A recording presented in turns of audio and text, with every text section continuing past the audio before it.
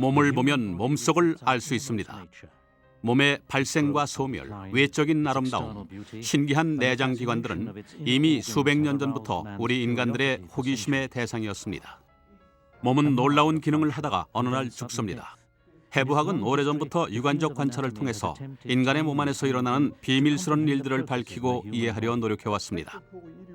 몸의 본질을 이해하고 새로운 치료법을 찾기 위한 두 가지 목적이 있었을 것입니다. 현대인은 의학을 과학으로서 기술로서 당연히 받아들이고 있습니다. 생명보조장치도 흔히 볼 수 있는 세상이 되었죠. 하지만 해부학의 선구자가 없었다면, 인간이 몸속 비밀 탐구에 흥미를 느끼지 않았다면 오늘날 의학적 업적은 불가능했을 것입니다.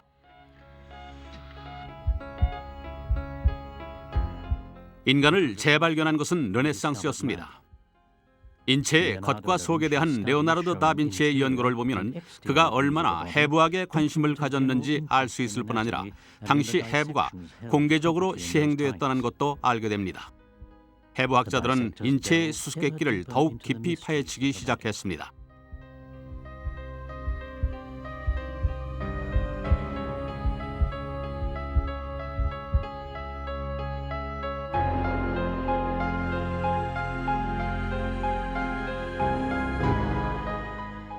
오늘날은 발달된 성형 기법 때문에 인체 내부를 더욱 항구적인 구조로 만들어 더욱 미적으로, 더욱 실감나게 일반에게 보여줄 수 있게 되었습니다.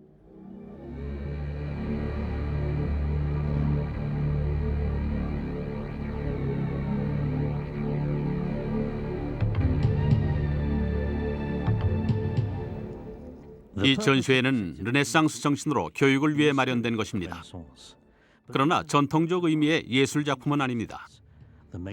자연이 창조한 인체의 예술성과 섬세함에 초점을 맞추어 제작한 것일 뿐입니다. 다시 말해 실제의 인체를 해부학자가 해부 성형해서 일반인들이 이해하기 쉽고 직접 만져볼 수도 있게 만든 것입니다.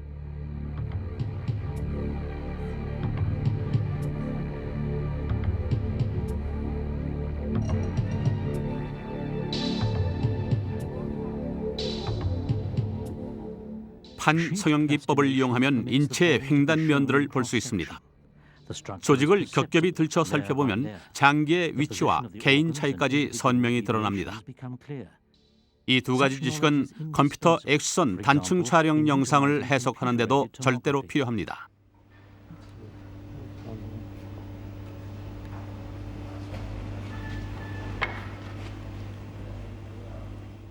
한 성형을 위해서는 레이저의 도움 아래 시신을 편평하게 고정합니다. 다음엔 섭씨 영하 30도의 아세톤 용액에 넣어 냉동한 후 폴리우레탄 거품으로 씻어냅니다.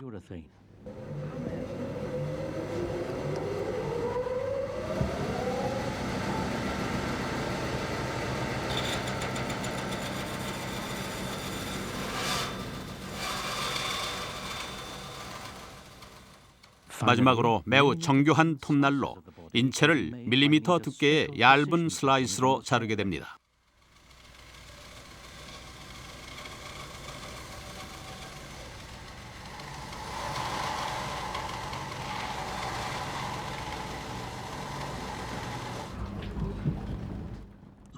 판막을 아세톤 건조를 거쳐서 에폭시 수지 용액에 넣어 단단하게 성형합니다.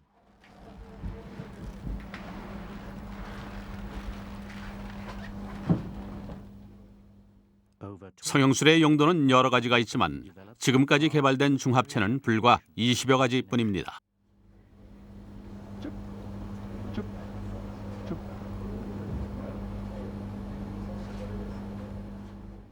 수정에는 자외선의 도움이 필요합니다.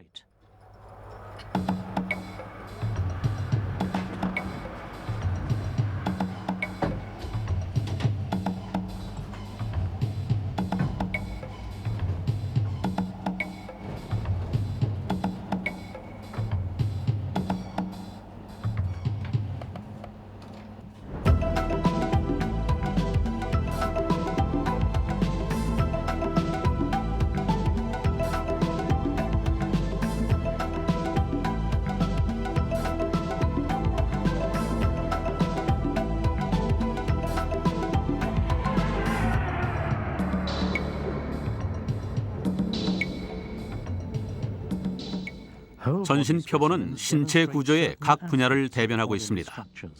표본 하나하나마다 각각 다른 감동과 지식 전달을 가능케 하며 새로운 의문과 답을 줍니다.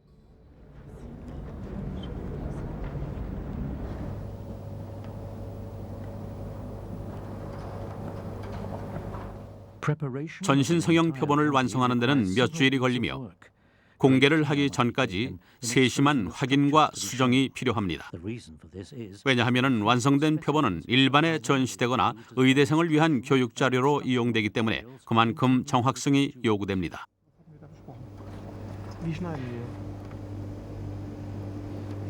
Und was wollen wir machen mit dem Nervus infraorbitalis? Sollte der noch mit draufkommen oder? Es ist genau wie hier bleibt. Ah, Diese Seite, ja. das ist die Grenze.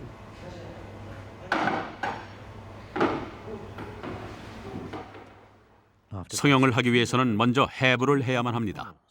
사체를 아세톤에 넣어 수분을 빼고 실리콘에 담고 저온 진공실에 두면 실리콘이 흡수됩니다. 이 과정에서 진공 펌프로 사체 내의 아세톤 거품을 뽑아내야 합니다. 조직을 진공 상태로 만듭니다. 진공 상태는 아주 미세한 세포 속까지 플라스틱이 스며들게 합니다.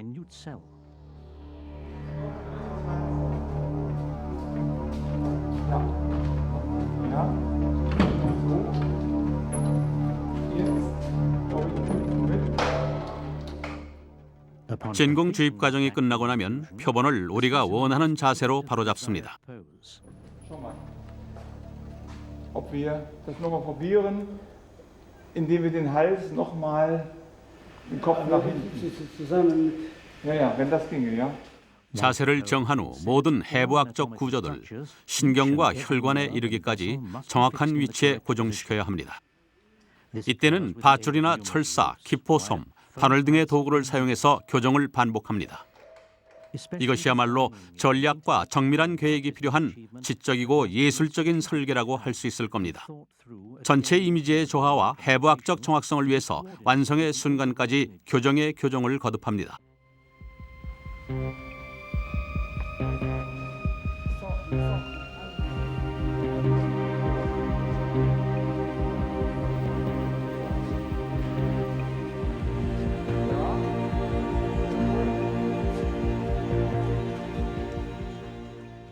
표본이 좀 복잡하다면 성형 표본의 자세와 보여주려는 해부 단면이 조화를 이룰 때까지 고쳐야 하므로 몇 주일이 걸릴 수도 있습니다.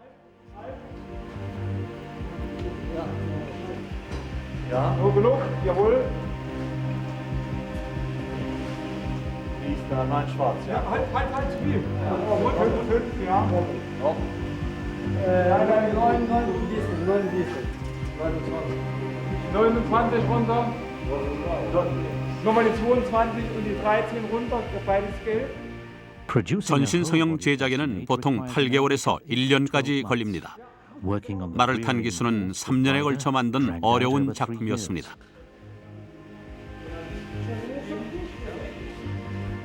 So, der zweite kommt hier hin. Und noch einen. Jetzt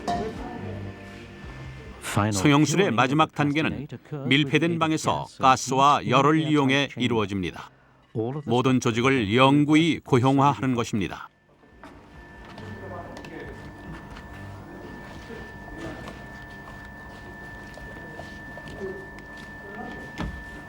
bisschen runter. Rot ein bisschen blau. kann man nicht machen. Egal. 르네상스 시대 화가와 과학자들은 생명의 짧음을 알고 있었습니다. 죽음은 늘 위협이었죠. 그러나 오늘날 사망률과 질병은 전에 비해 현저히 감소하여 죽음도 우리 의식 속에서 많이 사라졌습니다.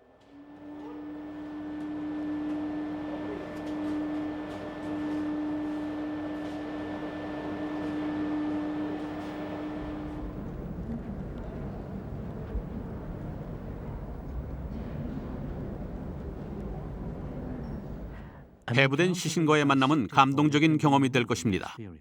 사람의 시신 자체가 신기하기도 하지만 생명이 얼마나 덧없는가를 일깨워주기 때문입니다.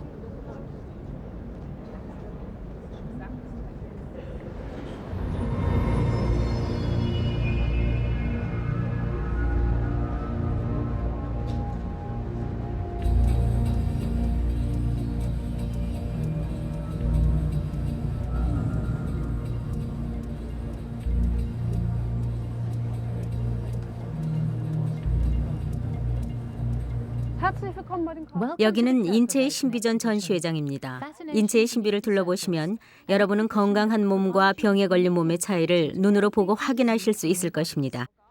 이 전시회에는 많은 장기가 전시되어 있는데 때로는 한 개씩, 때로는 주제별로 모아두었습니다.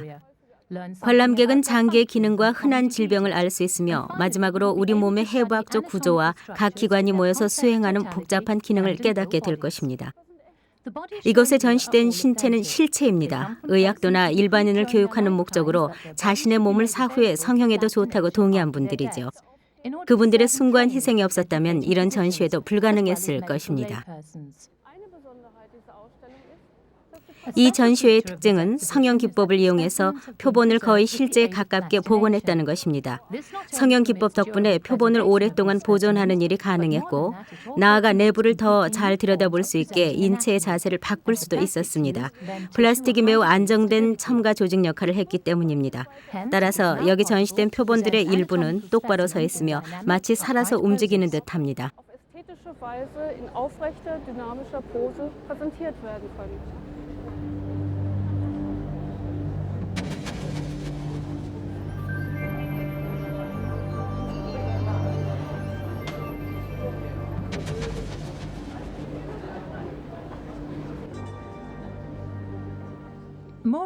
해부학적 구조들도 지금까지와는 전혀 다른 모습으로 전시되어 있습니다. 전통 해부학에서는 메스나 가위 또는 핀셋을 사용해서 사체의 장기를 하나씩 드러내는 방법을 사용합니다.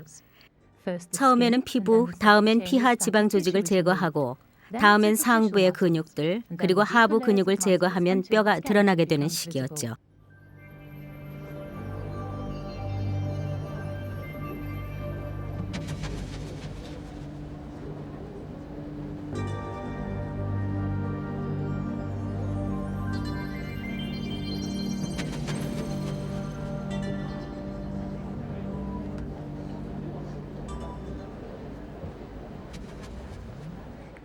성형 표본은 그와 대조적으로 피하 조직이나 상부 장기를 제거하지 않고도 몸의 내부를 깊은 곳까지 들여다볼 수 있습니다.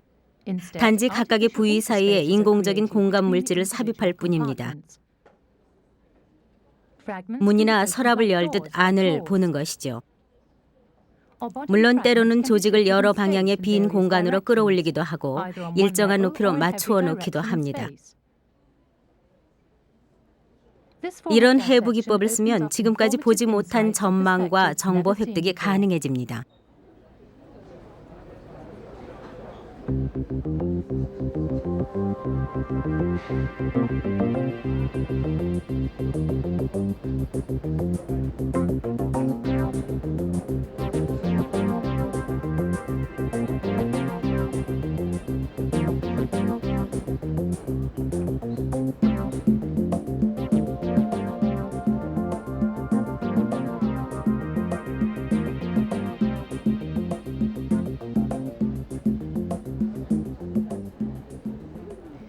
사람의 몸은 다 제각각입니다.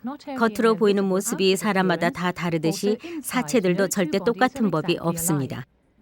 위치, 크기, 형태, 골격의 특성, 근육 조직, 신경, 장기들이 우리의 몸속 특징을 좌우하는 요소들입니다.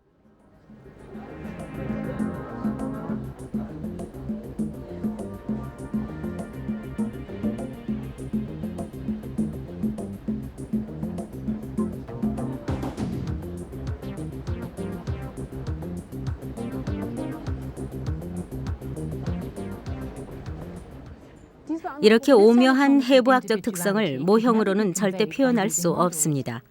모형은 사람이 만든 인공물이어서 모두 다 비슷하니까요. 그러니 실제의 육체를 보고 우린 감동을 받는 것입니다.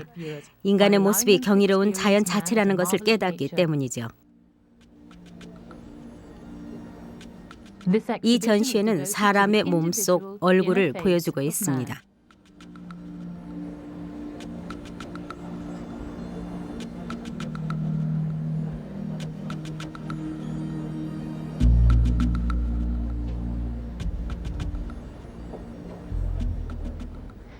신체의 가장 핵심적 기능은 움직임입니다. 몸을 움직여주는 기관, 즉 운동계는 뼈, 근육, 관절로 구성되어 있습니다. 몸속의 모든 뼈를 대표하는 두개골도 신체 골격의 일부입니다. 200여 개의 뼈와 100개의 관절 덕분에 우리 몸은 안정감, 지지력, 유연성을 가집니다. 각각의 관절은 관절을 보강하는 관절낭으로 쌓여 있습니다. 전체 골격에서 기능상 신축성이 필요한 곳에는 연골 조직이 들어 있습니다. 그 좋은 예가 흉골일 겁니다. 호흡하는 동안 가슴과 복부의 팽창과 수축이 가능한 것도 연골 덕분이죠.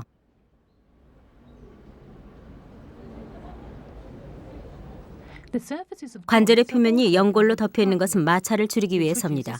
무릎 관절이 굽혀져 있는 모습입니다. 연골의 표면은 유리처럼 매끄럽습니다. 더 깊이 들여다보면 십자인대가 보입니다. 이것이 바깥쪽 측부인대이고 이것이 안쪽 측부인대입니다. 관절염이 오면 연골 부분이 눈에 띄게 줄어듭니다. 원인은 염증이나 마모지요. 이 무릎 관절도 관절 표면이 매우 심하게 마모되어 있습니다. 무릎이나 고관절은 관절염에 걸리는 일이 많습니다. 항상 체중을 지탱해야 하기 때문에 부담이 클 뿐만 아니라 일생을 거쳐 많이 사용되기 때문이죠. 증세가 심하면 마모된 관절을 인공관절로 대체해야 합니다. 인공관절은 모양과 경사도를 자연관절과 같게 만든 것으로서 인공관절을 뼈에 연결할 때 사용하는 봉은 스테인레스나 티타늄이나 테프론으로 되어 있습니다.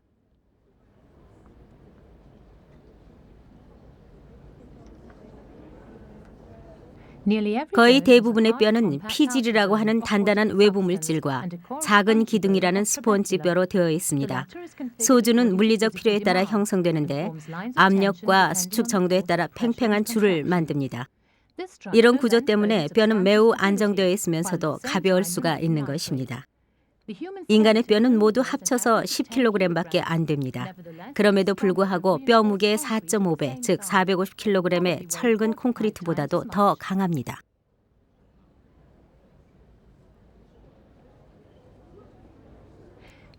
골절은 뼈의 독특한 재생 능력 덕분에 비교적 쉽게 낫는 부상입니다.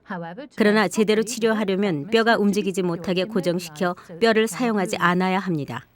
그런 이유로 골절상의 경우엔 스테인레스 나사나 철사 또는 판으로 뼈를 고정시키는 것입니다.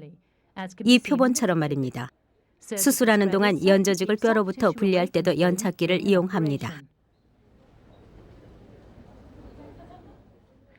골절이 심한 경우엔 골외 고정술을 시행해야 합니다. 이 사람은 다리를 다쳤군요. 팔의 경우에도 피부를 뚫고 나사를 뼈에 박았습니다.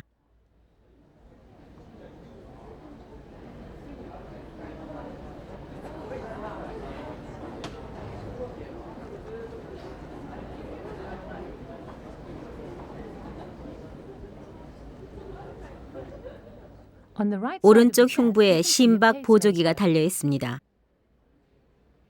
보조기의 전극은 쇄골 뒤쪽에서 삽입되었으며 정맥을 거쳐 심장에 연결 고정되어 있습니다. 이 사람의 등을 보십시오. 척추 수술을 받았습니다. 여러 개의 나사와 연결 장치를 이용해서 이웃하는 2개의 척추뼈를 붙여 놓았습니다. 이런 외과술은 슬립 디스크 환자에게 자주 쓰이고 있습니다.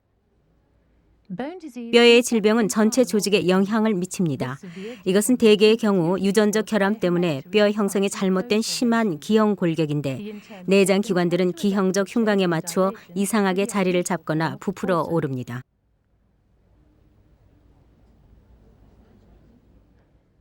뼈에 붙어있는 각각의 근육들이 수축을 하면 사람은 움직이기 시작합니다. 이 2개의 표본은 한 사람에게서 나온 것입니다. 골격을 제거하고 근육 계통을 따로 성형화한 것이죠. 골격근은 좀 더 광범위하고 뼈에 직접 부착하며 1개 혹은 그 이상의 관절을 서로 이어줍니다. 골격근은 탄성은 없지만 아주 튼튼한 건을 통해 힘을 뼈에 전합니다.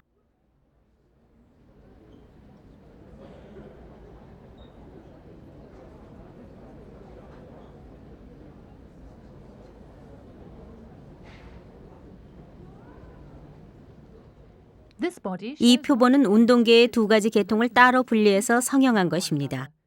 몸의 절반은 근육으로 되어 있고 나머지 절반은 골격만 남아 있습니다. 골격만 남은 쪽에서는 내장까지 들여다볼 수 있군요. 오랜 동안의 흡연으로 폐가 검게 변한 것이 보입니다.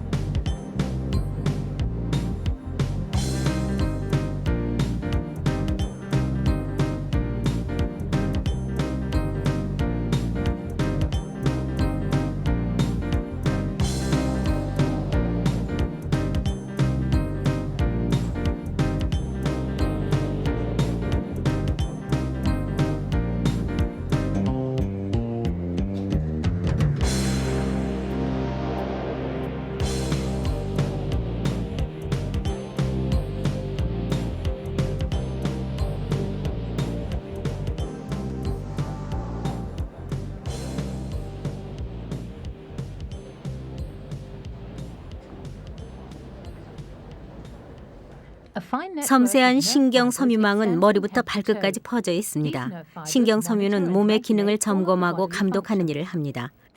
신경 섬유는 뇌에서 시작되기도 하고 척수에서 시작되기도 하는데 중심에서 멀어질수록 더 가는 섬유가 되어 뻗어나갑니다. 신경 섬유는 약한 전기 신호로 정보를 전달합니다.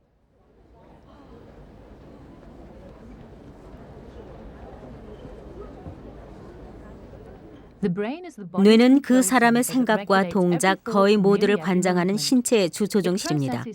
두뇌에서 일으키는 감각 자극은 인간에게 소중한 의식, 감정, 기억, 언어들을 가능하게 합니다.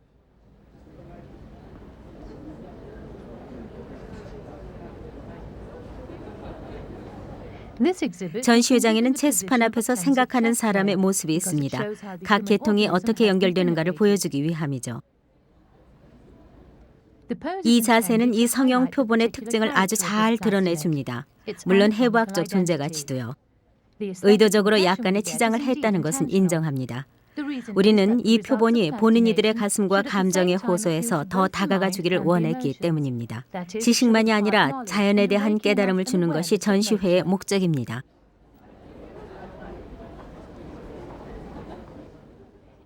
체스판 앞 남자의 두개강의 대뇌가 보입니다. 대뇌 아래 소뇌는 이 사람의 동작과 균형 감각을 담당하는 곳입니다. 척수는 뇌와 연결되어 있고 척수에서 뻗어나온 말초신경은 각각 여러 근육으로 퍼져 있습니다.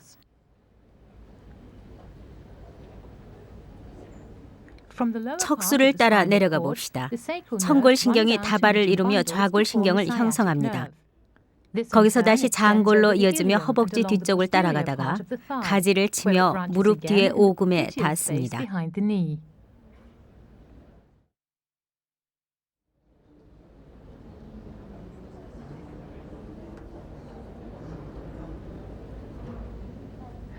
다시 광대뼈와 관자놀이 근육, 즉 측두근으로 올라가 볼까요? 자세히 보면 두뇌에서 내려오는 두 개 신경이 있습니다. 이 3차 신경은 눈뿐만 아니라 위아래 턱으로 연결됩니다. 이 신경은 부비강에 점막을 공급하는 역할도 합니다. 여기가 부비강이죠. 여기는 축농증이 자주 생깁니다.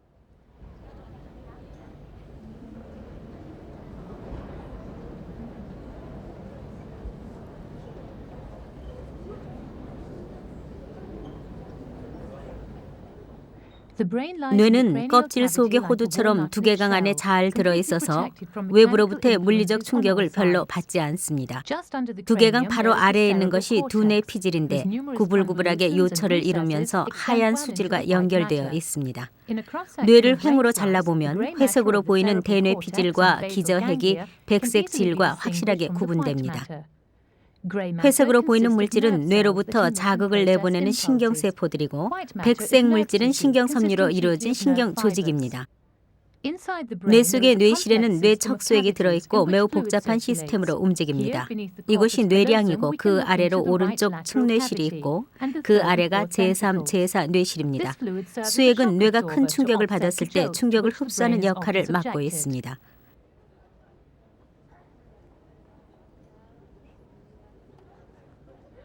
정상적인 흐름이 방해를 받으면 뇌척수액이 뇌실에 적체되고 뇌실은 크게 팽창합니다.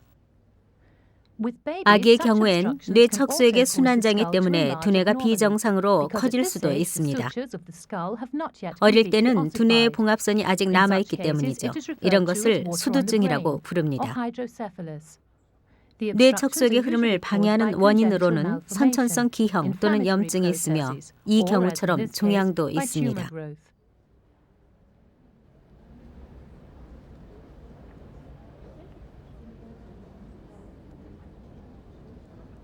뇌의 무게는 전체 체중의 2%밖에 되지 않지만 뇌를 작동하는 데는 전체 피의 20%가 필요합니다.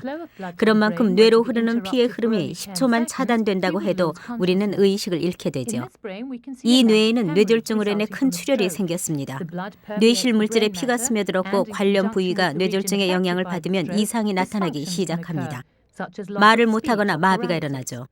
중요한 부분이 영양권 안에 들면 치명적입니다. 뇌졸중은 전체 사망 원인의 15%를 차지합니다. 이 두뇌는 뇌졸중으로 인해 출혈이 있었고 출혈 부위는 검은색으로 나타납니다. 특히 우측 뇌가 심하군요.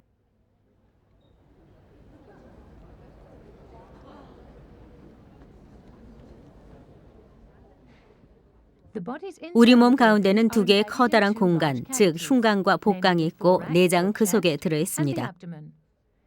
두 개의 체강 사이에는 이 둘을 상하로 나누는 얇은 근육막이 있습니다. 이것이 호흡 근육인 횡격막입니다.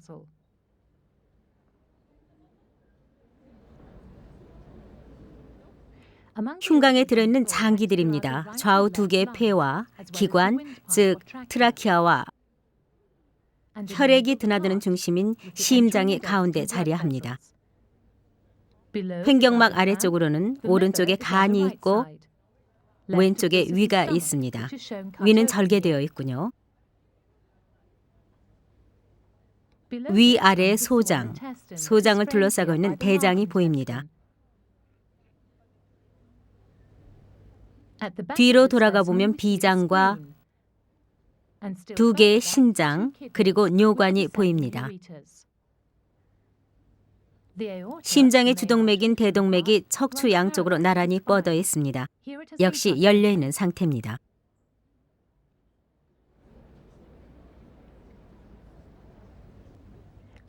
몸의 세로 단면 표본을 보면 원래 위치의 내장을 확실히 볼 수 있습니다. 구강에는 혀가 들어있고 그 아래로는 후두, 식도도 보입니다. 식도 앞으로 기관이 내려가고 있죠. 흉곽 제일 아래에 위치하는 것이 심장이고 심장 아래 돔 모양의 횡격막입니다. 횡격막 바로 아래는 간과 위장과 여러 겹으로 둘둘 말린 소장이 있군요. 아래쪽에는 골반과 이어서 방광, 뒤쪽에 있는 것이 직장입니다.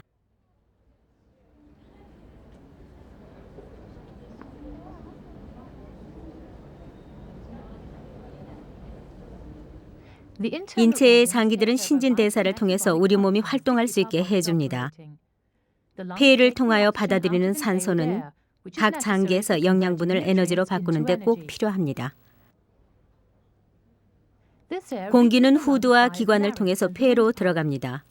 기관은 두 개의 세 기관지로 나뉘어지며 각각 우폐와 좌폐로 연결됩니다.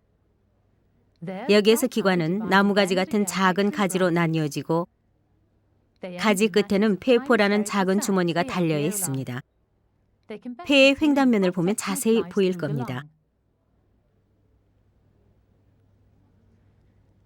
폐포는 여러 개씩 뭉쳐 있어서 포도송이를 연상케 합니다. 그 주위를 혈관이 에워싸고 있는데 여기에서 산소와 이산화탄소의 교환이 이루어집니다. 건강한 폐에는 약 4억 개의 폐포가 들어 있습니다. 즉 이산화탄소와 산소를 교환할 수 있는 면적이 100제곱미터쯤 된다는 얘기죠. 이 표본에는 건강한 폐가 심장을 감싸고 있습니다만 이 폐는 타르 침전물로 시커멓게 얼룩져 있습니다. 오랜 동안 흡연을 했기 때문이죠. 흡연은 폐 조직에 나쁜 영향을 줍니다. 폐포의 벽이 파괴되어 폐 조직에 공간이 생기는데 이런 병은 회복이 불가능하고 숨이 가빠지며 체력이 떨어지는 증상이 나타납니다. 이 증상을 폐기종이라고 부릅니다.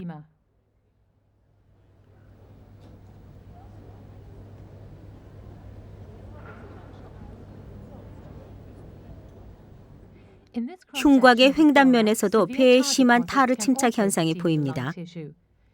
위에서 내려다보면 흡연자의 오른쪽 폐에서 주먹만한 암 종양을 확인할 수 있습니다.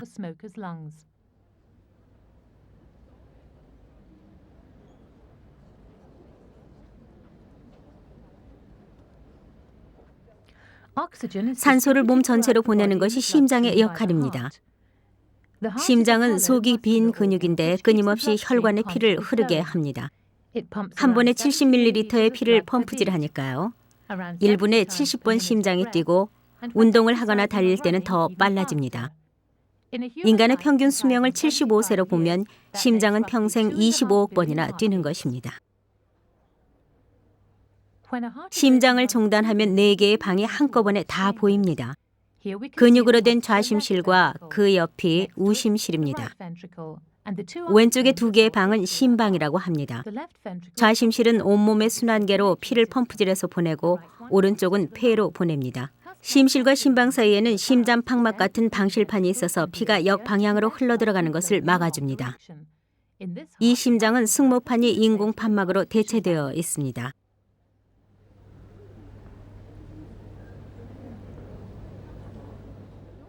심장 혈관계를 구성하는 것은 심장과 혈관입니다. 주요 역할은 산소의 수송입니다. 더불어 중요한 영양소와 호르몬을 각 장기에 전달해주고 노폐물질을 제거해줍니다. 온몸의 혈관망은 대단히 촘촘합니다. 한 사람의 혈관을 풀어서 한 줄로 이어본다면 그 길이는 적도를 2번 감을 수 있을 것입니다.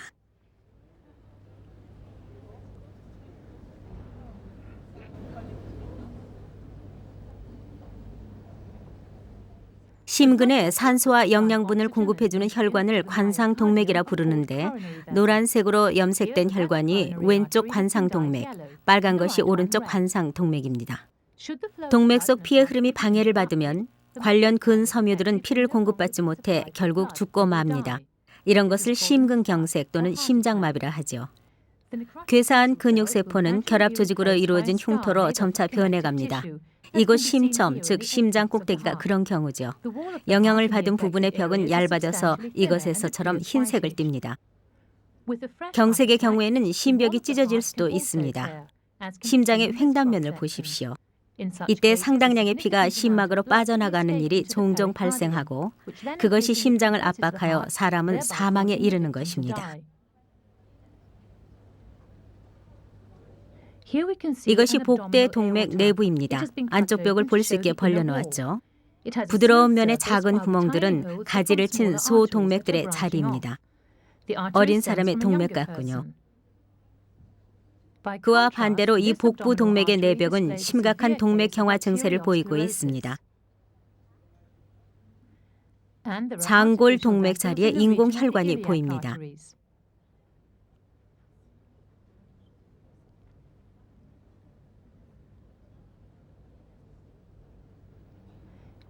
대동맥 내벽이 심한 압력을 받으면 혈관 중에 손상된 부위들 여러 군데가 크게 팽창하는데 이렇게 소낭이 생기는 것을 동맥류라고 합니다. 동맥류는 혈관벽이 얇고 응고된 피로 가득 차 있습니다. 혈관벽이 찢어진다면 몇 초 안에 치명적인 출혈이 일어날 것입니다.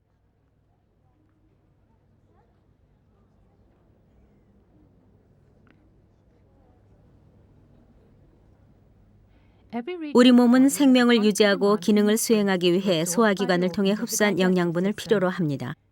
소화기관은 음식물을 잘게 쪼개어 피가 영양분을 흡수하기 좋게 만드는 곳입니다. 일단 입에서 씹은 음식물은 식도를 거쳐 위로 내려가고 위에서 화학작용으로 일부 소화됩니다. 천천히 십이지장으로 내려간 음식물은 간과 췌장이 분비한 소화액과 섞입니다. 소장을 거치면 음식물은 거의 완전히 분해되는데 각각의 영양분 분자들은 소장의 벽을 통해 혈관으로 스며듭니다. 우리 몸이 소화할 수 없는 음식물은 대장에서 단단해지며 직장을 통해 변 밖으로 배출됩니다. 위장을 절개하면 나타나는 위장 안쪽 점막입니다. 위장 내막 주름 안에는 여러 가지 셈이 있어서 위산이며 단백질을 파괴하는 효소와 위장 내막까지 소화되는 것을 방지해주는 점액이 분비됩니다. 이 위장의 뒤쪽 내막에는 병변이 나타나 있습니다. 이것이 궤양입니다. 12지장으로 가는 통로에 커다란 궤양이 있는데 몇 년이 된 것은 아니지만 적어도 몇 달은 된 것 같군요. 작은 창자 내부는 혈관이 많은 점막으로 덮여 있어 영양분 분자를 흡수할 수 있는 것입니다. 손가락 모양의 주름에는 섬세한 육모들이 빽빽하게 나 있습니다. 육모 덕분에 표면적이 넓어져서 영양분을 최대한으로 흡수할 수 있게 합니다. 영양분이 모두 피로 흡수되는 것은 아닙니다. 몸이 소화할 수 없는 음식물은 대장으로 가고 대장은 수분을 흡수해 음식물 찌꺼기를 단단하게 만듭니다. 이것이 소장에서 대장으로 가는 연결 부분의 통로입니다. 대장은 복부 하부 오른쪽에서 맹장과 함께 시작되는데 벌레 모양의 총수가 붙어 있습니다. 벌레 모양 충수는 염증을 자주 일으키기 때문에 가능하다면 수술로 제거하는 것이 좋습니다. 간은 몸의 신진대사를 총괄하는 기관으로 무게가 2,000g 정도입니다. 젓갈색 색깔은 피가 많이 흐르고 있기 때문이죠.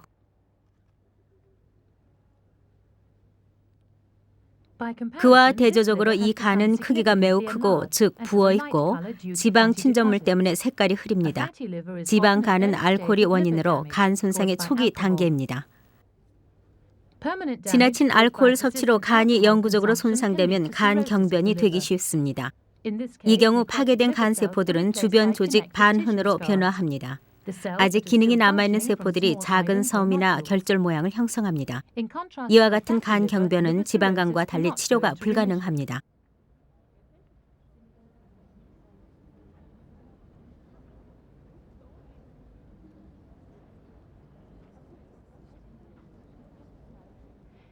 이 표본은 내장이 어떻게 몸에 에워싸여 있는지를 잘 보여줍니다. 성형물이 오른손에 쥐고 있는 것이 간 아래쪽에 있는 담낭입니다. 담낭은 담석으로 가득 차 있습니다.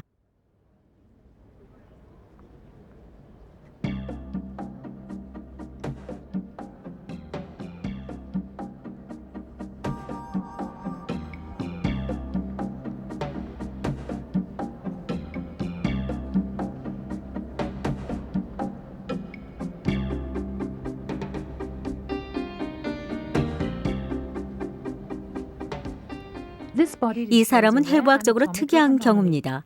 이처럼 모든 장기가 거울에 비춘 것처럼 반대로 놓여 있는 것을 역위라고 부릅니다. 심첨이 왼쪽이 아니라 오른쪽을 가리키고 비장은 오른쪽에 있으며 췌장은 척추의 왼쪽에서 오른쪽으로 뻗어 있습니다. 그 반대가 정상인데요. 이와 같은 자연의 실수는 25,000명 중 1명에게 일어나며 정상 기능엔 문제가 없습니다.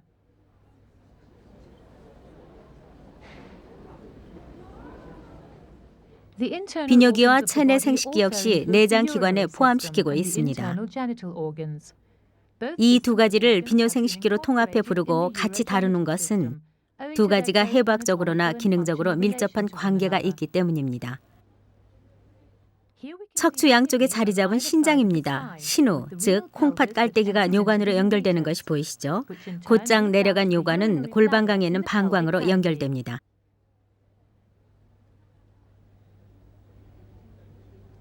남성에게는 방광 아래 전립선이라는 것이 있습니다. 전립선은 반지처럼 요도를 감고 있는데 길이로 자른 모습에서 요도로 통하는 길이 보입니다.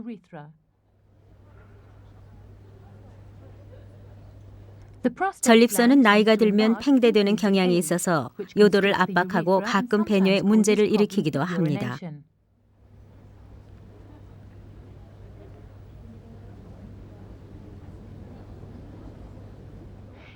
신장의 주요 역할은 몸의 수분을 조절하고 피가 싣고 온 노폐물을 청소해 주는 것입니다. 그래서 몸속의 모든 피는 시간당 약 15번씩 신장을 드나들어야만 합니다. 피를 걸러주는 것은 피질입니다. 소변은 수질 속에 모였다가 신으로 흘러들어갑니다.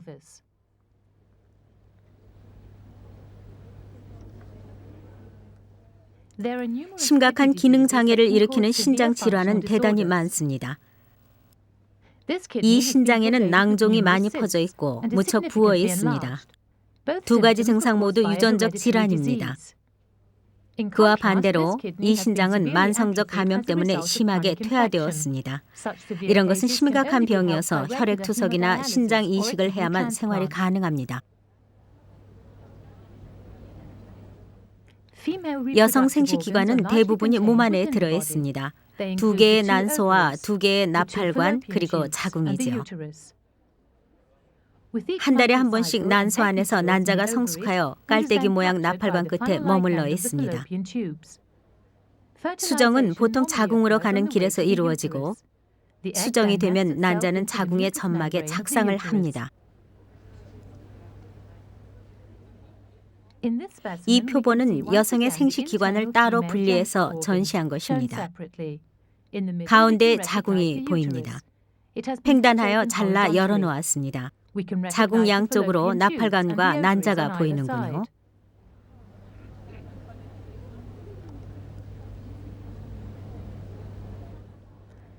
이 자궁은 많이 부어올랐고 작은 근종들이 여러 개 들어 있습니다. 자궁벽 근육 조직이 과성장하여 생긴 양성 종양들입니다. 자궁 근종은 매우 흔하며 대부분의 경우 큰 문제가 되지 않습니다. 여성의 유방은 몸 밖에 있는 생식기관이라고 할 수 있습니다. 임신기가 아니면 왼쪽에 있는 유방처럼 거의가 지방 조직으로 이루어져 있습니다. 육안으로는 알아보기 힘들지만 미세한 분비선들이 망을 이루고 있습니다. 오른쪽은 유방암의 경우입니다. 딱딱해진 조직이 유방에 거의 다 퍼져 있습니다.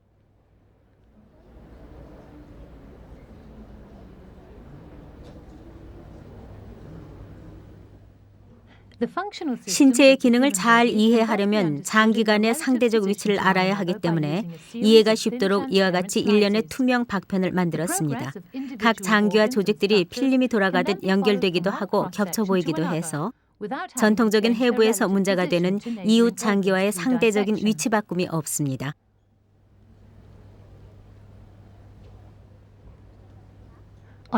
예를 들면 종단의 이 박편에서 우리는 폐와 간과 비장을 원래 전후 배열대로 볼 수 있습니다. 마지막으로 안쪽에 심장이 나타나는군요.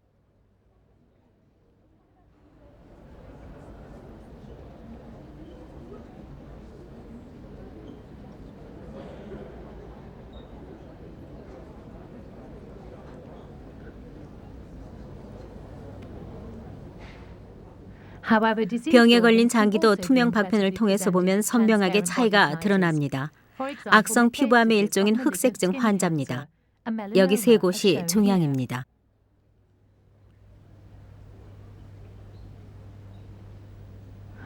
이 사람은 흉곽에 암이 넓게 퍼져 있습니다. 신경교질에서 시작된 악성 종양이 이미 폐의 많은 부분을 차지했고 뼈에도 전이되어 척추의 척추관을 압박하는 상태입니다.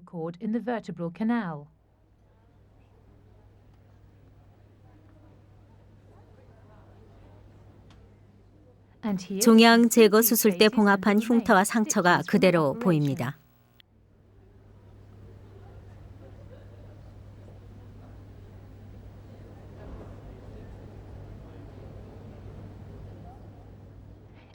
이 표본을 보면 일부 해부 대상을 왜 부분적으로만 개봉해 두었는지 이해할 수 있을 겁니다. 뼈의 전체 길이를 생각해 보십시오. 전체 길이를 볼 수 있는 길은 해당 박편이 절개 방향과 평행할 때만 가능한 것입니다. 관절에서 조금 굽거나 절개의 각도가 달라지면 효과에 영향을 미칠지도 모릅니다.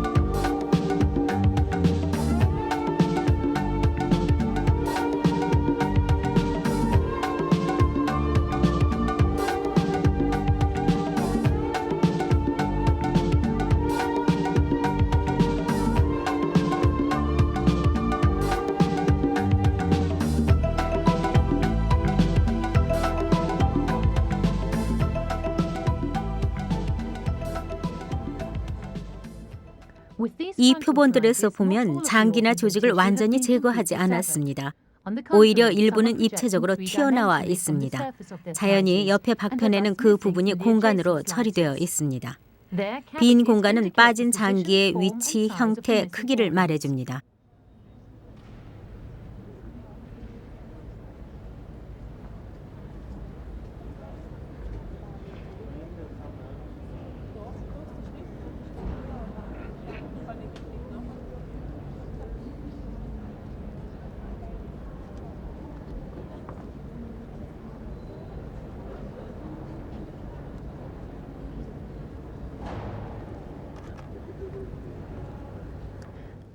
수정란은 자궁 속에서 태아로 자랍니다. 여기 수정 3개월 된 자궁 속 태아가 보이시죠?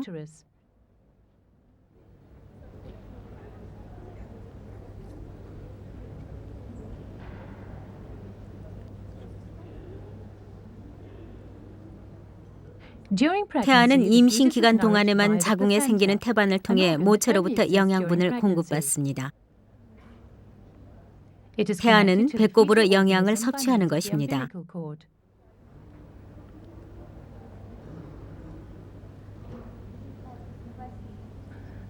자궁을 옆으로 돌려보면 모세혈관이 보입니다.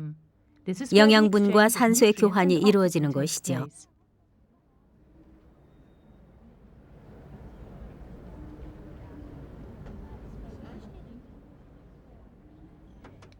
수정 후 처음 8주 체절이 생기기 전 기간의 아기를 배아라고 부릅니다. 이 기간에 중요 장기들이 형성됩니다. 8주일이 지나면 배아의 조직 분화가 거의 끝나는 시기입니다. 이때의 태아는 작은 아기와 비슷해집니다.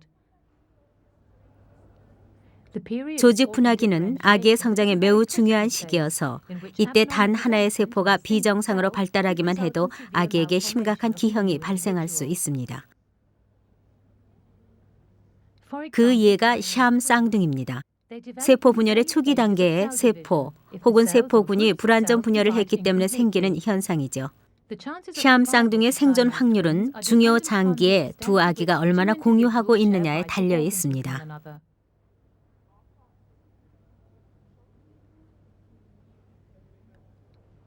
뇌에 심각한 기형이 있는 아기입니다. 대뇌와 두개골이 사실상 전혀 형성이 되지 않았는데 이런 증상을 문뇌증이라고 부릅니다. 이런 기형을 가진 태아는 생존 가능성이 없습니다.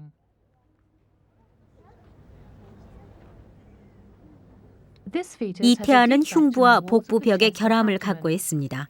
복부 장기들은 앞으로 돌출해 있고 심장은 가슴 바깥쪽으로 완전히 이동해 있습니다.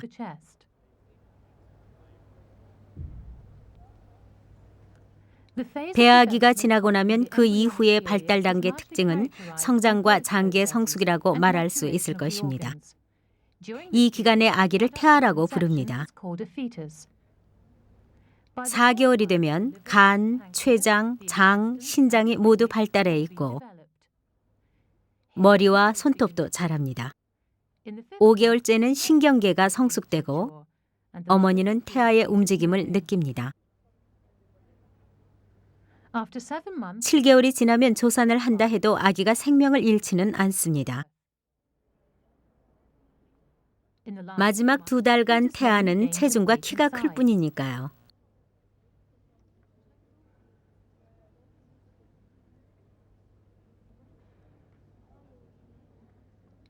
이 태아는 지금 수정 5개월째입니다.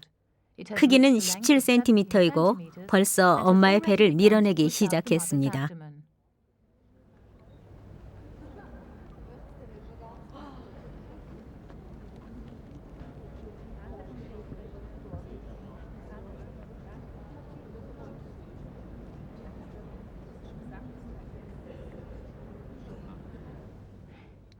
임신 8개월의 태아와 어머니의 모습입니다. 자궁은 평소의 몇 배로 대단히 커져 있고 앞쪽에 태반이 보입니다. 자궁 중간을 열은 것입니다. 임신 후반기에 가면 임산부의 복부 내 장기들은 위로 올라갑니다. 부분 절개한 복강 속으로 우심실이 절개된 심장이 보이는군요.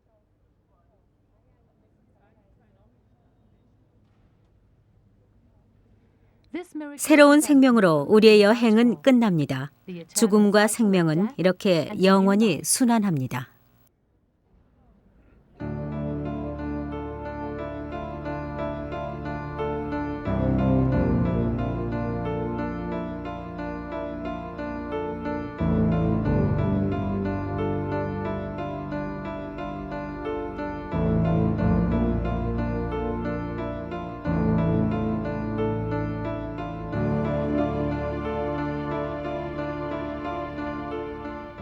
Bedenke, dass du sterblich bist. 인간은 모두 죽습니다. 그 진리는 이 전시회를 보시는 분이나 여기 전시된 분들이나 똑같습니다. 나는 당신이었고 당신은 내가 될 수 있습니다.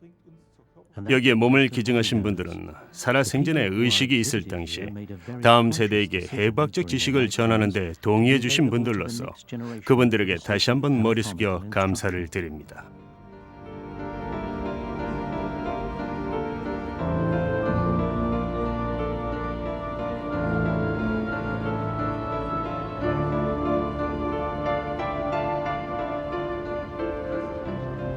Zum einen soll sich der Besucher 전시회 구경을 하신 분은 먼저 자신의 몸을 새롭게 보게 될 것입니다. 우리는 인공적인 세계에 살고 있습니다. 사람들은 자신이 곧 자연이라는 사실을 의식하지 않습니다. 두 번째 목적은 좀 더 확고한 방법으로 해부학적 구조를 보여주는 것입니다.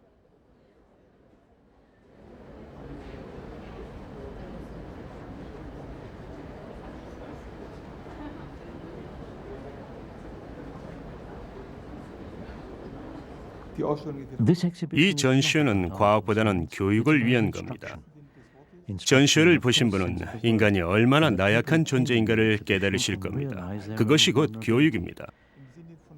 예방적 차원에서 본다면 건강하지 못한 습관이나 생활 방법은 자신의 몸에 예외 없이 확실한 흔적을 남깁니다. 흡연자의 폐나 심장 발작이나 연골 손상 따위죠. 그것을 알면 자신의 몸을 새롭게 인식하고 앞으로 더 소중히 다룰 수 있을 겁니다. 저는 이 분야에 성각제 역할을 하신 르네상스 시대 해부학자들을 제일 존경합니다.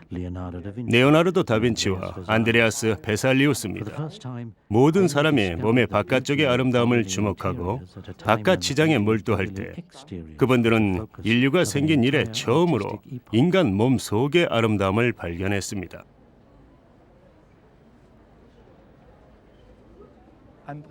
특히 안드레아스 베살리우스는 중세 후반에 처음으로 골격을 조립했습니다. 무덤에서 유골을 꺼내서 사회로 가지고 온 것입니다.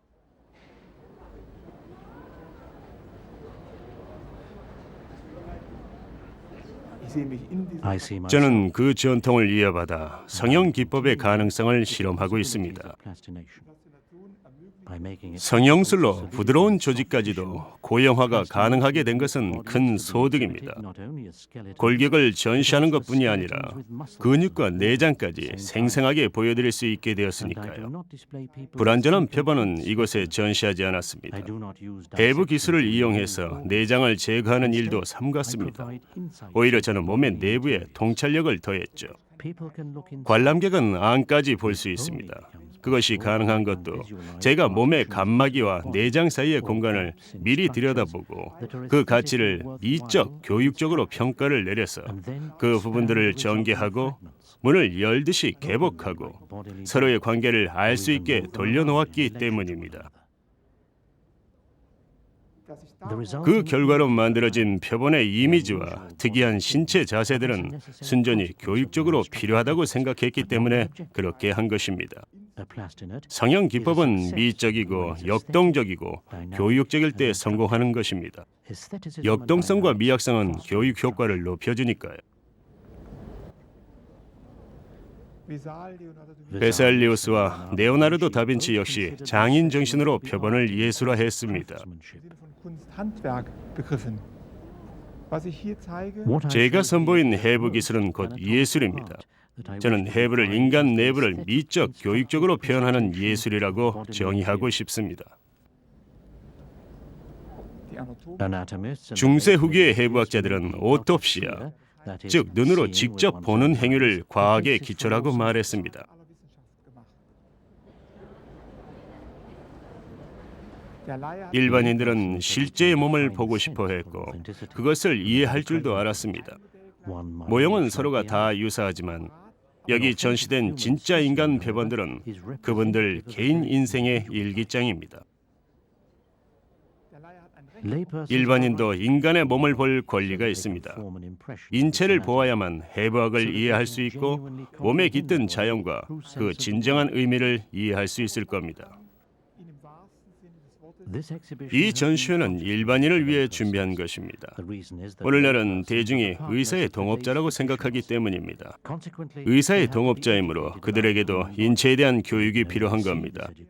의사들이 의학을 공부할 때 인체를 들여다보는 것처럼 일반인도 실제 인체를 볼 수 있어야 합니다.